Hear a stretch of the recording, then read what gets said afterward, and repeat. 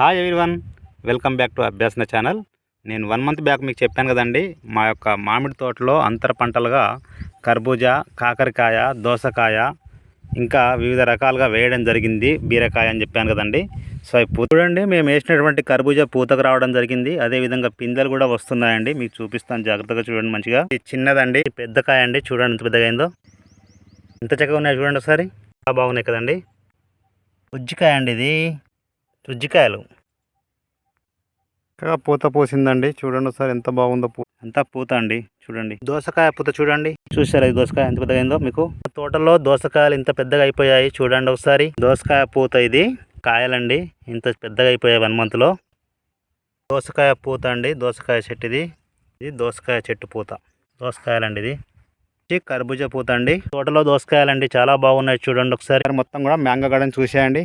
చూడండి చూడండి చూడండి చూడండి చూడండి.